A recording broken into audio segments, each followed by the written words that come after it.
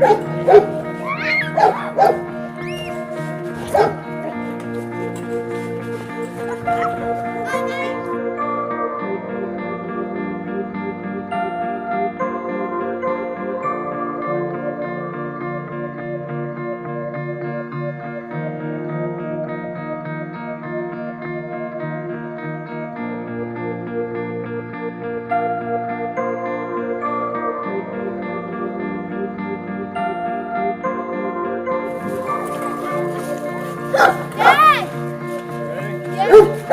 I get it!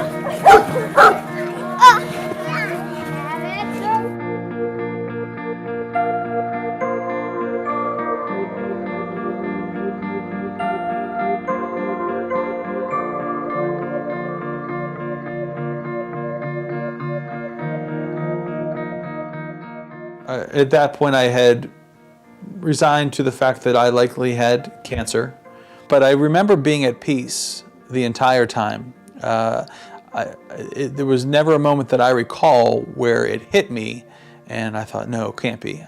I didn't have that experience.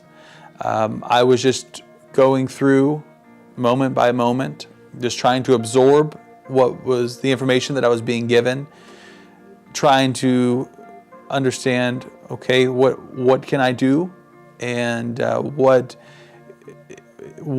role do I have to play in this situation that's going to make things easier or easiest for Carrie, for my family. Not for myself. I would say, to some degree, there were some slight concerns for my family, of course.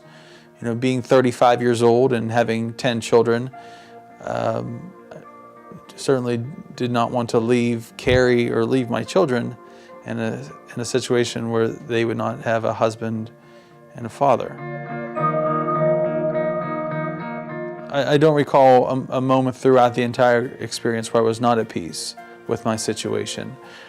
And really, I can just say that comes from my faith.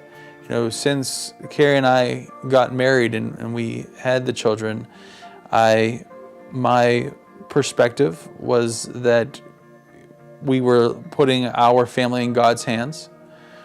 And if this was His plan for me to go through this experience, whether the outcome would ultimately be positive and I would beat the cancer, or if it was meant to be that I wasn't going to beat the cancer, that God's plan for my family was supreme, and that I was going to trust in that.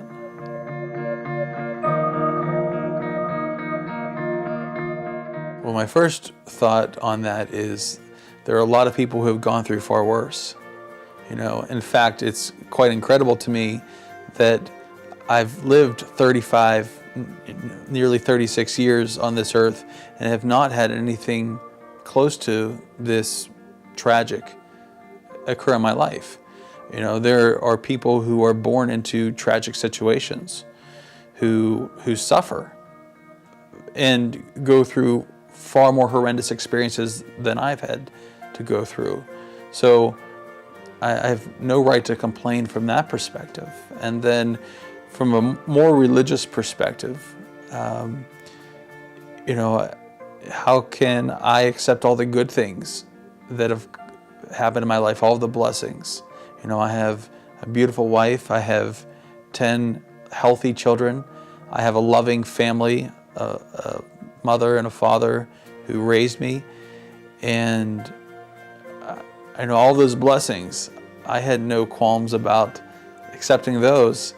How can I not accept the bad with the good? I am at peace with it because I know that God's ways are higher. Do I think that it's awful? Yes. Do I think that it's terrible? 100%. Am I so thankful though because I know that God is with us every step of the way? 100%.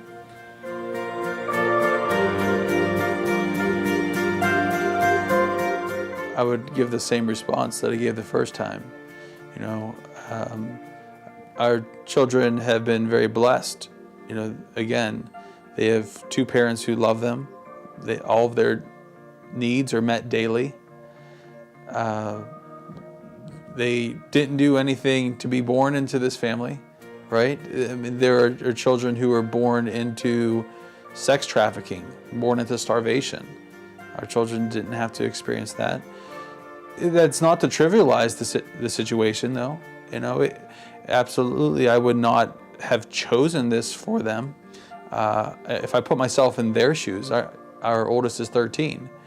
I would have been devastated if I would have received the news at 13 that my father had brain cancer, and the prognosis is that he likely wouldn't survive past 3 years. At the same time, I tell him that this life is temporary. None of us know when our final breath will be taken. Life is temporal, and if we have the perspective that anything beyond what we would view as ideal is somehow unfair, then we're going to have a feeling of that life is unfair fairly often, right?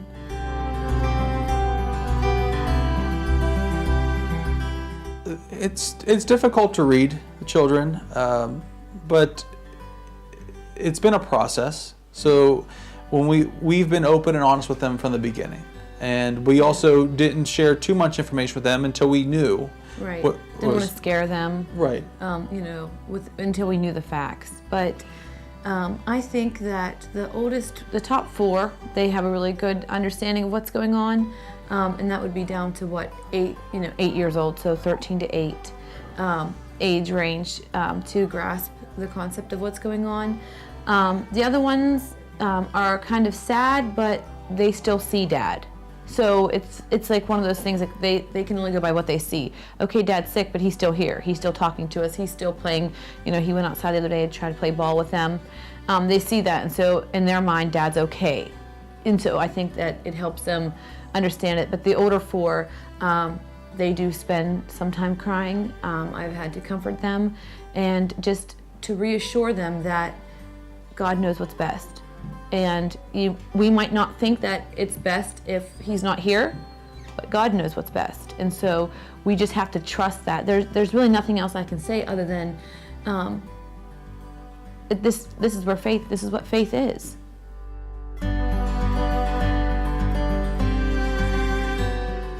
The one thing that has not ceased to amaze me is the number of people who have had similar stories. Either people who have had brain cancer, or have had a loved one who has had brain cancer or other types of cancer, or they needed an organ transplant, or have gone through some type of tragic situation, and they really have connected with us through this experience. And so being able to share that story, being able to hear other people's stories, it's been incredible.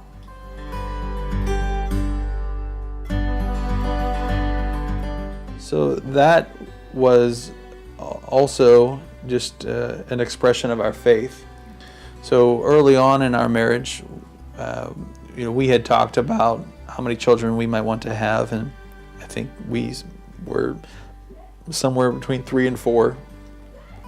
Mine was like 3, maybe. I actually didn't even really want kids, but I figured if we would have them, 3, maybe 4.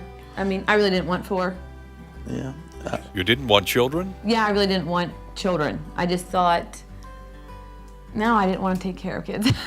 I didn't want to. But you're the mother of 10. I am. That's funny how God works. All right. So I remember just feeling impressed upon my heart that, because let me just back up before this time, I had given my finances in some way over to God, where I began tithing, and this was before we even got married. And so I felt God impressing upon my heart, if you can trust me with your money, why wouldn't you trust me with your family planning? And so I talked with Carrie about it, and at first, I guess her response was, well, I don't feel God impressing me the same way. Yeah, he's like, I really think God wants us to let him have control of how many kids we have. And I was like, well, I'm not really hearing that. But I knew enough of the Bible that when he said to me, I need you to trust me, I didn't want to hinder it. I didn't hear it, I didn't feel it, but he did. And I wasn't going to stop it. So, you know, that was something that we put in God's hands. And so, you know, yeah, we get a lot of crazy looks, you know, walking into a grocery store with 10 children, which we don't do that often, but from time to time we have to do that. You know, it's like you're bringing in a full daycare center. But it's something that God has worked through us tremendously, and we have seen ways that He's been gracious with us and has provided for us in ways that that we would never have expected. There are a few. One that stands out to me, and this was certainly one that was very relevant before this entire experience, is one, you know, if I had to maybe put one up on the wall and say I try to live my life by that, it's Proverbs 3, 5, and 6, and it says, trust in the Lord with all your heart, lean not on your own understanding, in all your ways acknowledge Him, and He will guide your paths.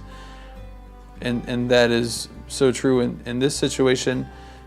I can't lean on my understanding. I don't understand why this is happening.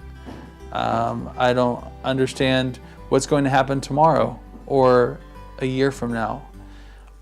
But I have to trust in God that He is good and that everything is going to work together for the good for those who love Him and are called according to His purpose. That's Romans 8:28.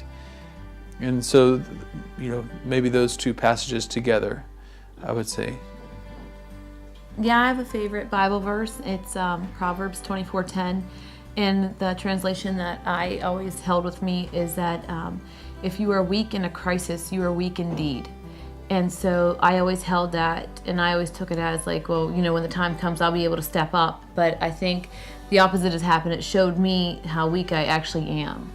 And so just to just try to be stronger, I guess, in what needs to be taken care of. And so, yeah. And you both feel closer to God now? Yes. Yeah, I think so, yeah. Undoubtedly.